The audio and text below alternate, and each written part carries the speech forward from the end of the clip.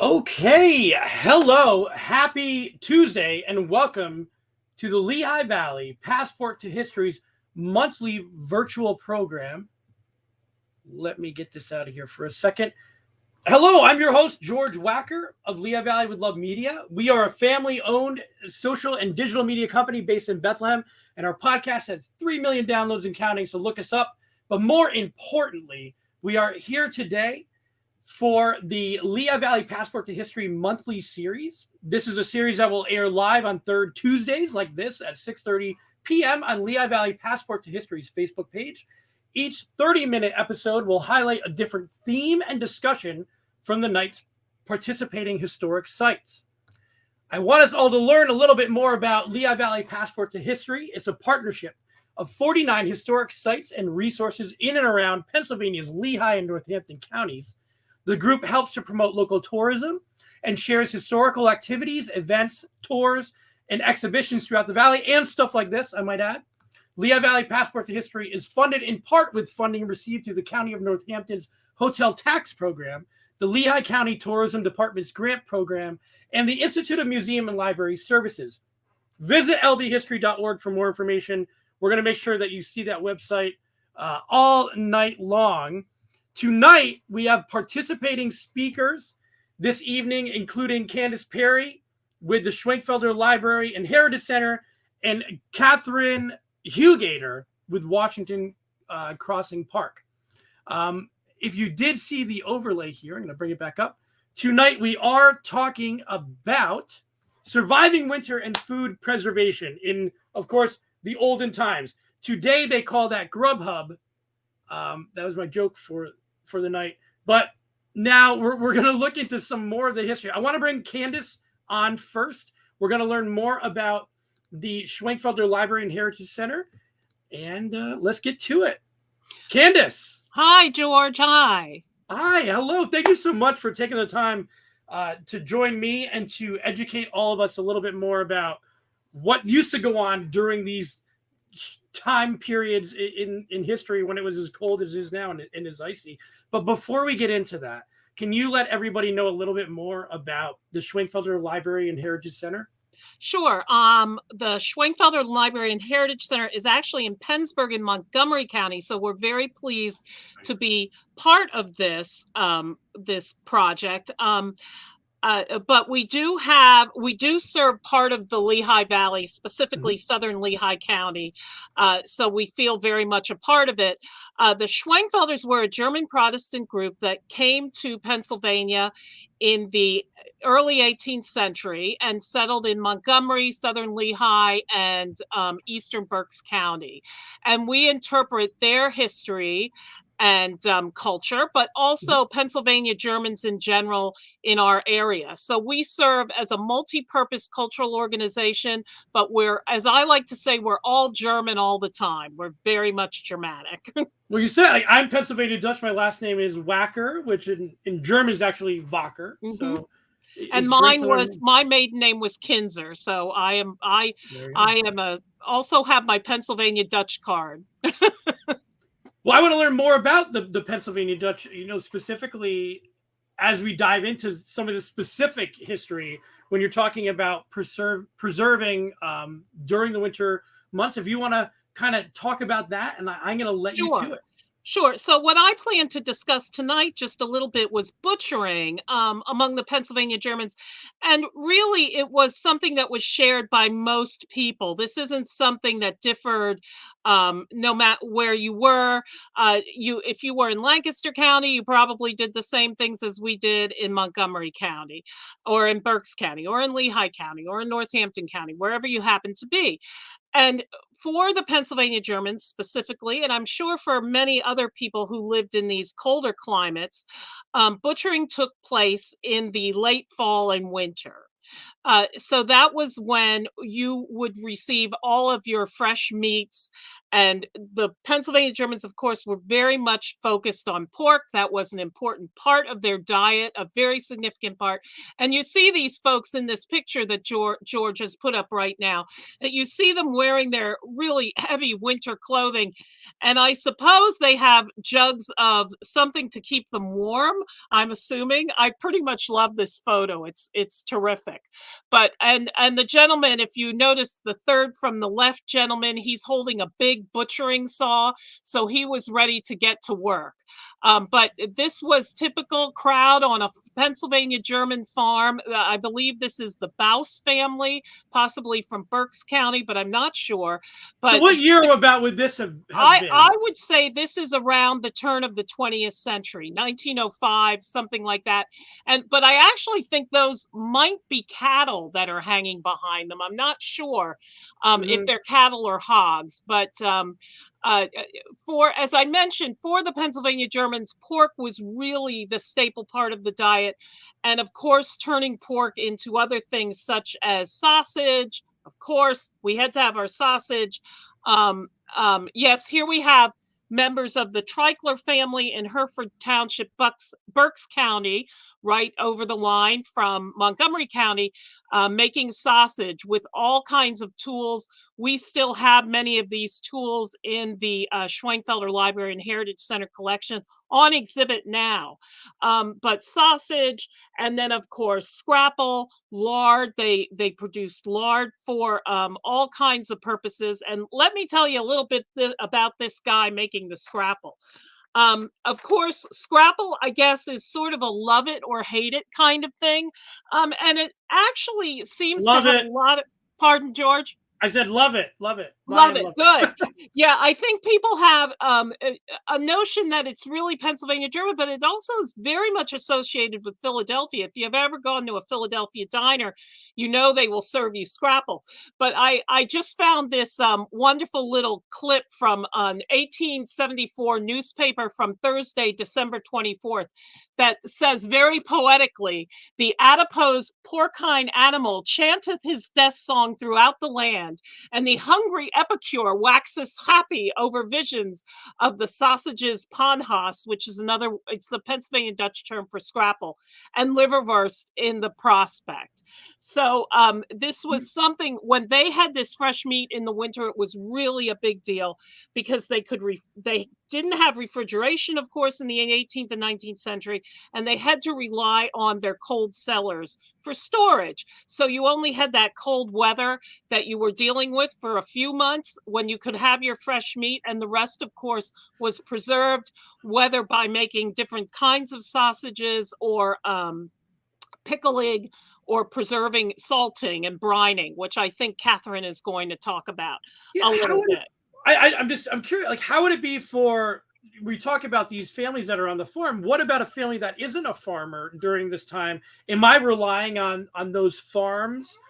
You know, because I don't have a refrigerator. You know, what am I doing? Yeah, you are probably going to a butcher in a town, and you probably had some place to store the meat in your cellar. For instance, in the late 19th century, my family did live in a town, but they did also have a smokehouse. So, and they had a cellar, so they could preserve meat if they bought it from somewhere else, from a butcher in town. But they did live in a town, albeit on a farm in a town, which is kind of weird, but that's how it was back then. So yeah, so you probably went every day, like people do even today. They go every day to get fresh food. So they might have gone every day, you know, and it's hard for me to even think about that because I'm so oriented toward farm life myself. And I only think about, well, this is what they did on the farm, but what did they do in town? That's a good question, and wouldn't mind hearing somebody who might have that answer. Actually, that's great. And for this particular family that we have, and here's one photo that I don't think I shared yet. It seems like such a communal thing to be doing this preservation. Is that something that like they all came together for this? Okay. They did absolutely. They all came together, and maybe people came from another farm to come and help out. You went to your friend's farm, and then then the friends came over to your farm, and it was a very communal thing. And that's probably why they had the jugs of whatever they were having to drink along with their butchering. But I wanted to show you something, George. Okay. I have an artifact that relates to that photo on the screen. It doesn't look like much. Can you see it? It's just a big board. But this is actually an intestine cleaning board. That's what those fellows were doing in that photo. And we just received this for the collection. I know it doesn't look like much, but to me, it's actually sort of priceless because it's like just a piece. Where did that come? What is the provenance of that? How do you know? It has a pretty great provenance. It came from the Waterman Butcher Shop in Hereford Township in Berks County. So, and just came the gentleman, Mr. Waterman, the butcher there, just gave it to us within the past couple of weeks. So it's a weird artifact, but I love it. I love my little intestine board. I love that you have an intestine board. I have an intestine board. But let's go back to the Scrapple photo, if you don't mind, real quick. I'm going to read you a little Scrapple poem, too. I love these 19th century things. This is a poem that was published in actually a paper in Wilkes-Barre in September of 1895. And it says, "The Scrapple season is in sight, and every mother's son of a Philadelphian is smiling wide and long. Scrapple to the ordinary Philadelphian is a pâté de foie gras to the Epicurean. They love it, oh, who wouldn't, oh my, love Scrapple so lusty when buckwheats are nigh. For Scrapple's a daisy, it sets Phillies crazy, and for it the babies even cry, oh my." Scrapple is, of course, one of our delicacies. And you believe now we just have memes. Back in that time, we described Scrapple in such eloquent terms. I know. And now I know, amazing. Absolutely. But one thing, too, I wanted to point out, of course, George, probably you grew up with this. I know I grew up with it. But we eat pork and sauerkraut at New Year's. That's my wife's favorite thing. Yep. For good luck. Yes. But I think I've come to the conclusion, and probably other people have too, that there was actually a practical reason for this, because that's when you had your fresh pork. You couldn't eat fresh pork another time of year. You couldn't have your delectable pork roast except in the winter months. So I think that's one of the reasons why we ate it like we did, what we still do. Me. And that's good. It's one of those things that came out of history where that tradition is fantastic. And I'm if it came from that type of past, I'm happy to partake in it. So me too. Happy New Year to us. Candace, we're going to make sure that we bring you back in. I want to be kind of time. So hang out for a second. Okay. I want to make sure that I bring in Candace. I'll remove you for just one moment. Catherine Hugator, thank you so much for hanging out. And we're going to come back to Candace. Absolutely. I wanted to introduce you. I learned a lot. I loved it. This is great. And for people watching at home, if you are watching it or you came in late, you're going to be able to watch this right after it's done. You can see this live stream again. But before we get there, Catherine, thank you so much for joining us. You're from Washington Crossing Historical Park. For those who are not familiar, can you tell us more about Washington Crossing Historic Park? Absolutely. So ironically, the two sites that are speaking are actually not technically in the Lehigh Valley. The Lehigh Valley is growing. We're just we're going out and grabbing other places. Absolutely. Now. We are in Bucks County. We are about 9 miles from Trenton and about 30 miles from Philadelphia. But we are the site where Washington crossed the Delaware Christmas Day, 1776. So that is our focus, is this 3 weeks leading up to when he actually crosses, and the day of the crossing, and then the 10 crucial days. However, we also do have a historic village of Taylorsville throughout our main lower park, because history happens. As much as we wanted to stop at one moment or at one time, basically you had on this site where Washington crosses, it was owned by Samuel McConkey, and he had a tavern and a ferry. And on December 24th, it was a tavern and a ferry. On December 25th, it was a site where Washington crossed the Delaware with 2,400 men. December 26th, it was a tavern and ferry. December 27th, it's a site where 24 officers are shoved into the attic of that tavern. December 28th, and then all the way into the 20th century, it's a tavern and a ferry. And houses grow up around there. So we also have 18th or 19th century buildings in the historic village of Taylorsville that are not actually our colonial time period, but still very historic that we interpret. There's also Thompson Neely House, which was where 400 soldiers encamped for 3 weeks leading up to this crossing. So, and we're talking about preservation, but didn't the crossing just re-happened again? Like, what, didn't it take a year off and now it's back? And it did. We just had our 69th annual crossing reenactment. At our first crossing, we had 5,000 people there on December 12th. Christmas Day, we had 3,000, and we are excited that, fingers crossed, knock on wood, all of that. In 2022, we will be celebrating our 70th anniversary of this annual Christmas reenactment, which is great. And we're all rooting for that. And it's exciting to see some of these events come back that did have to take a year off. Absolutely. But we're here tonight to talk about some food preservation and how, and this is a perfect example, like how our ancestors got through the winter in this type of time period. I know this presentation is not exactly for this, but we did talk about it. I wanted to bring this up, and I'll move these along, and I do have some photos as well. But if you wanted to go ahead and talk and give us some Absolutely. So the reason I sent this PowerPoint is because this is for one of our distance learning programs that we do about making butter.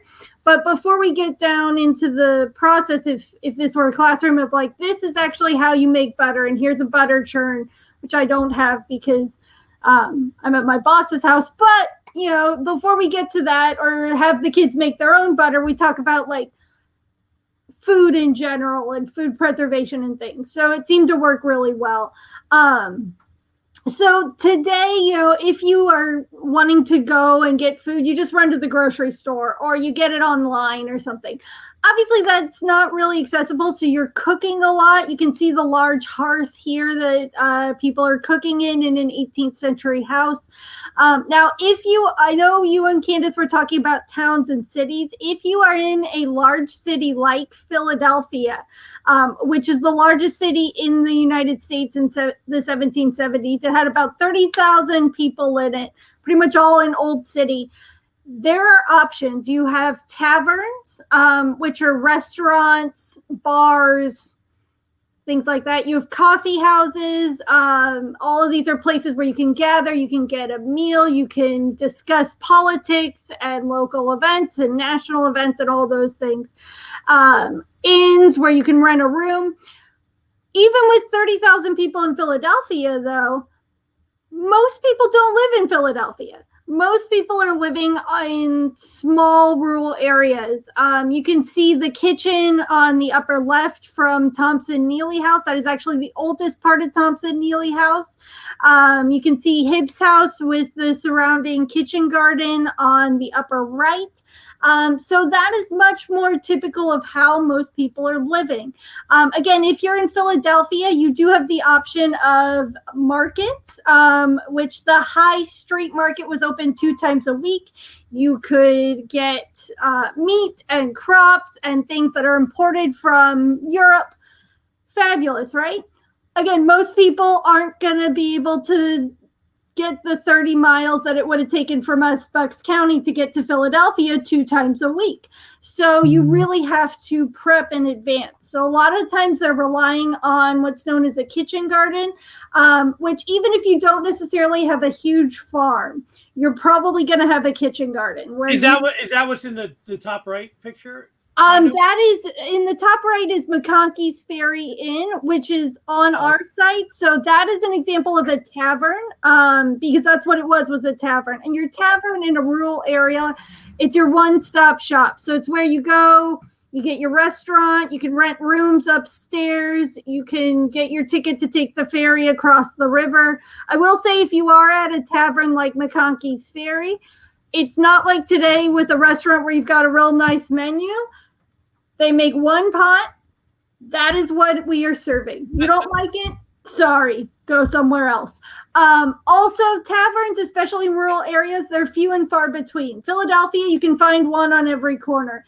Out in Bucks County, the closest besides McConkey's Ferry is New Hope, which is about 7 miles away, and or Coryell's Ferry as it was called at the time, and Newtown, which was about 8 miles away.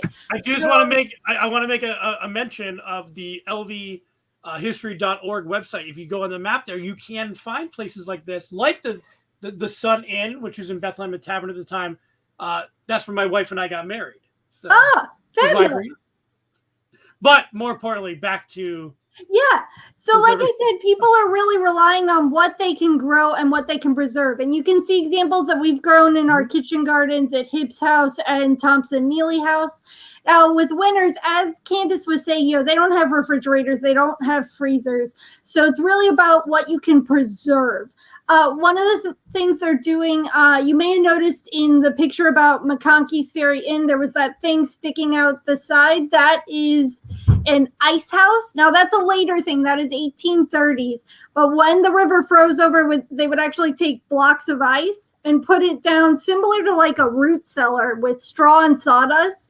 And then even into the summer, you could have ice, which for a tavern or an inn is amazing because you need ways to, ice and ways to cool your food and preserve it as well, even in the summer.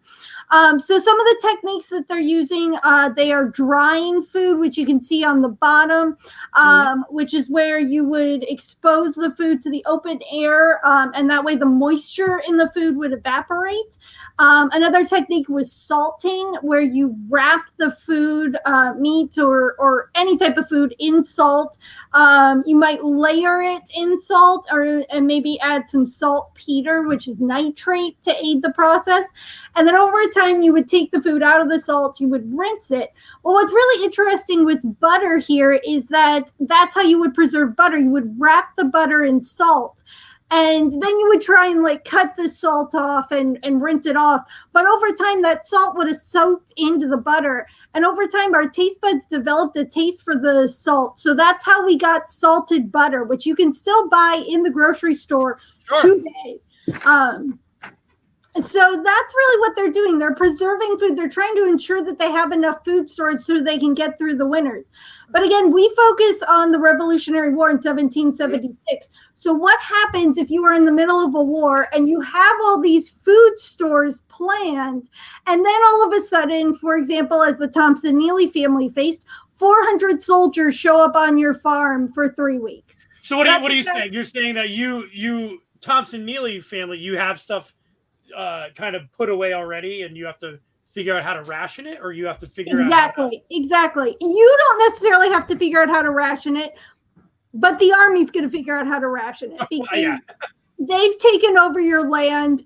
We know that in December, Washington's army is not in good conditions. They're not being fed real well. And so even if you don't really want to give up your food, it doesn't matter. There are 400 soldiers. It's gone. It's just what happens. So the other thing to mention real quickly is that, I know you guys were talking about what happens if you're not a farmer. That is another thing that families like the Thompson Neelys face, because the Thompson Neelys, they had 500 acres. So they do have a farm. They had a distillery. They had a barn. They had animals and everything. But the Thompson-Neely family, which is the family that hosted 400 of Washington's soldiers, again, for 3 weeks leading up to December 25th, their main occupation was actually as grist millers, which grinds wheat and corn into flour.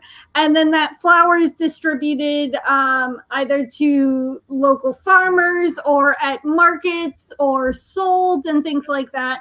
So you have these 400 soldiers staying specifically on the property of Thompson-Neely House. Washington has about 5,000 stretched out along the Delaware River between Bristol and New Hope. And for about 3 weeks, we know these guys are hungry.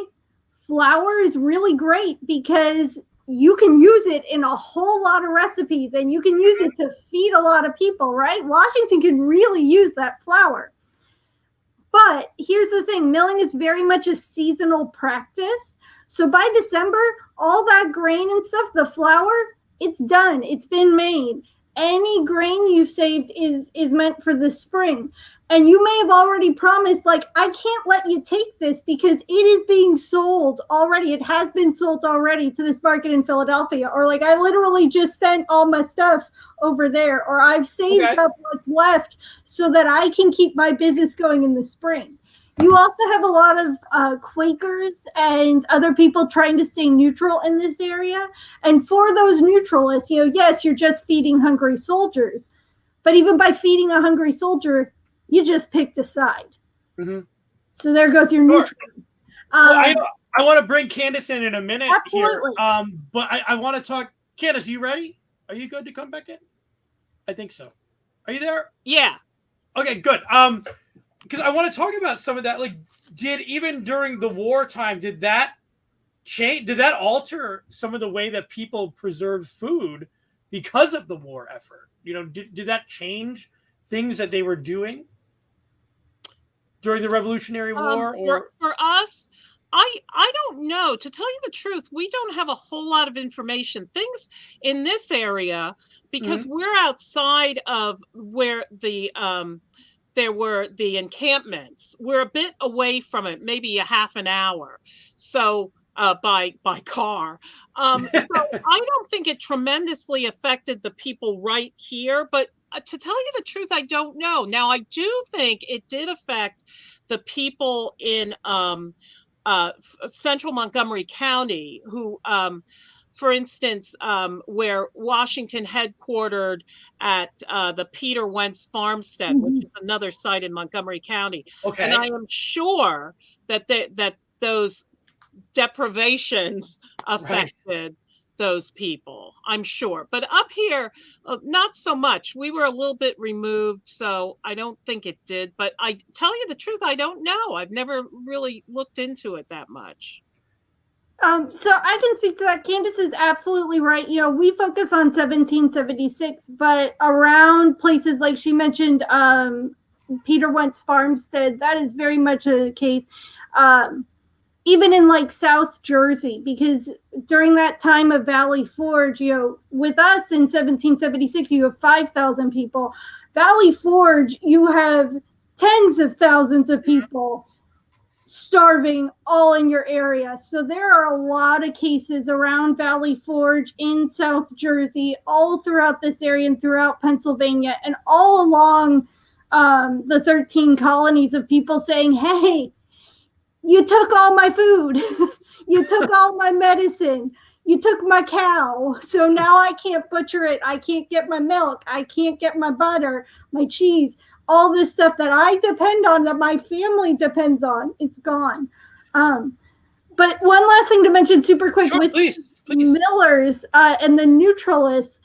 They actually refused to grind, and it got to the point that Washington ordered on December 20th, 1776, he orders his commissary general to confiscate any remaining wheat and corn from any Quaker and neutral millers in Bucks County that would refuse to grind flour and take it down to a mill, possibly like Thompson-Neely, to grind flour for his army. He does orders that those millers get paid and compensated for their losses. I always say, though, keep in mind Washington's soldiers aren't getting paid in December of 76. Yeah, so they're going to pay them too. You know, I want to. it's a nice thought, though. Well done for the thought, Washington. But do they actually see the money? Probably not. I want to be respectful of time, but I do have a Absolutely. question because it seems like there's so many more people now interested in this type of history, not just in learning about it, but also in practice and maybe canning their own things or preserving food in their own way. Is that something that, I don't know, that you've looked into or you provide insight on? Like if people are interested in learning how to do these things from history? We've actually been thinking about that a lot here, and especially with our present educator Rachel Yoder, who is quite interested in preservation, particularly of vegetables. She is vegan, and we talk about this a lot. These kinds of topics and what kinds of programming we can offer. So yeah, we definitely talk about it. And butchering is such a big part of our heritage here.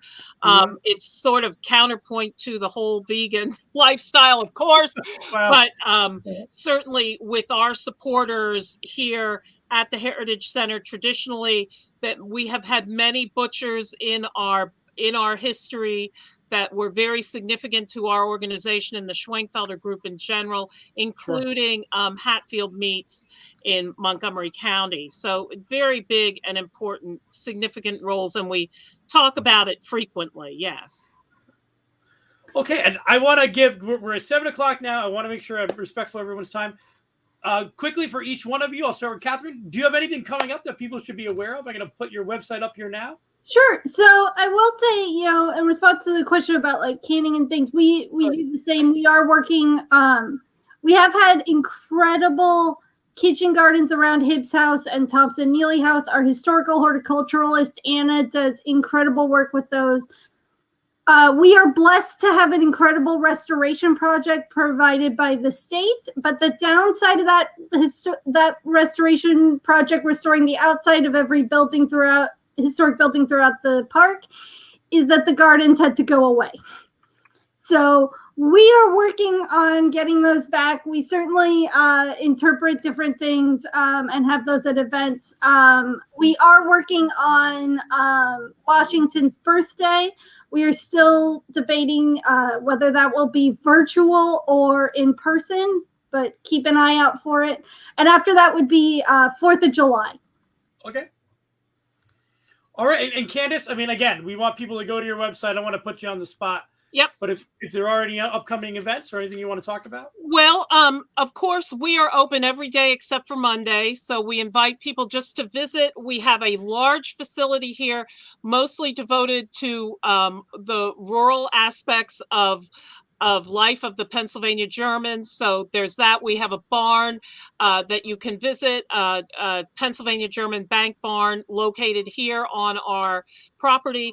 And also perhaps the biggest thing coming up, now it's 6 months away, but I still want to take note of it. It's called our Penn Dry Goods Market, and it's an antiques show and sale of historic antique and vintage textiles specifically, but also other Americana. Oh, thank you, George. There it is. And also his textile history lecture series that goes along with it on June 3rd and 4th coming up this year, and it will be in person, and we're very excited because last year we were virtual. So yeah, we're looking forward to in-person events. Yep. I mean, I'm looking forward to coming down to some of these places I've been learning about in the past year, and then looking forward to learning about in 2022. Catherine, Candace, thank you so much for coming on. This is 30 minutes, fast-paced history. Yeah. We're getting even some comments in the chat, a lot of thank yous, and this was a lot of fun. So I appreciate it. Thank you to both of you. Thank you to Lehigh Valley Passport to History. Be sure that you guys visit Washington Crossing Park. Make sure you learn more about it. And please also be sure to visit the Schwenkfelder Library and Heritage Center. All of that information is either in our show notes or you can find it within this social media post for more information. So on behalf of Lehigh Valley Passport to History, I want to say thank you to both of you. And thank you to everybody watching. We still have 20 viewers right now. It's amazing. So we appreciate it. Wonderful. Thank you, George. All right. Well, we'll say goodbye. Thank you, everybody watching. And thank you. Have a fantastic evening.